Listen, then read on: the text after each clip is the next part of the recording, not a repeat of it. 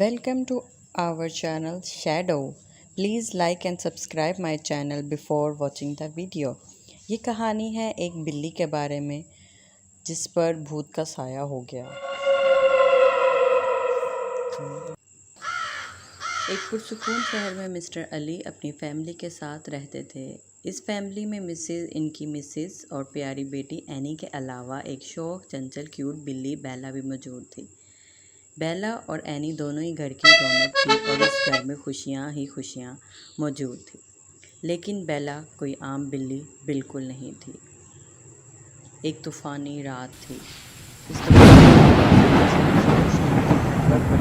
ہوائیں تیز ہو گئی اور بیلا باہر بیٹھی مسلسل کسی چیز کو گھورے جا رہی تھی۔ اس رات گھر والے یہ نہیں جانتے تھے کہ بیلا بدل چکی ہے۔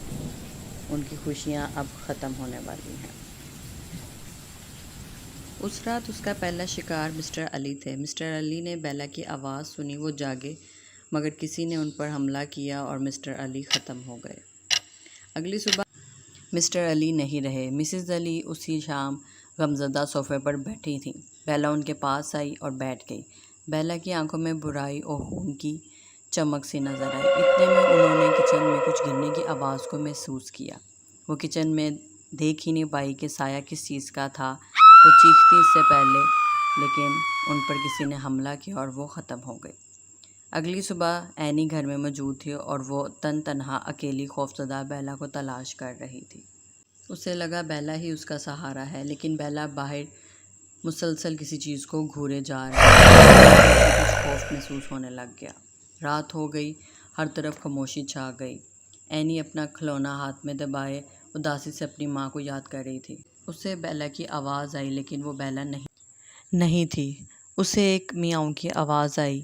وہ آواز کے پیچھے گئی، اسی سوچ میں کہ وہ بیلا ہوگی، لیکن جب اس نے دیکھا کہ بیلا کی آنکھوں میں تو صرف خون اترا ہوا ہے، وہ بیلا نہیں تھی۔ بیلا اب اس کے نام کو پکار رہی تھی۔ وہ کہہ رہی تھی کہ اینی، میرے قریب آؤ۔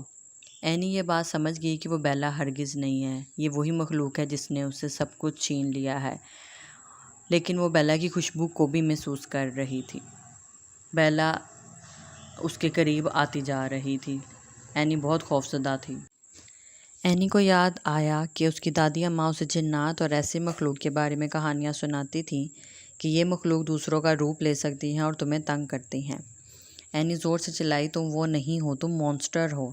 یہ کہہ کر اینی گھر سے بھاگ گئی، مدد کے لیے لوگوں کو پکارتی رہی، ہیلپ می، اور گھر سے باہر بھاگ گئی۔ اینی اب ایک جگہ چھپی ہوئی تھی۔ وہ خوف کے مارے بارش میں ہی چلتی چلتی آگے بڑھتی گئی۔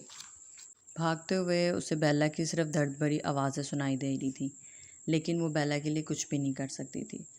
اگلی صبح لوگوں نے گھر کو بالکل سنسان پایا۔ مسٹر اور مسز علی دونوں نہیں رہے۔ صرف اینی ایک درخت کے پاس کھڑی تھی اور اس نے اپنے کھلونے کو بہت زور سے تھاما ہوا تھا، کیونکہ اس کے پاس اور کوئی بھی نہیں تھا۔ اینی نے اس رات کا ذکر کسی سے بھی نہ کیا۔ اینی نے گھر سے جاتے ہوئے جنگل میں بیلا کو آخری بار بیٹھے دیکھا۔ آج بھی وہ بیلا کو یاد کرتی ہے۔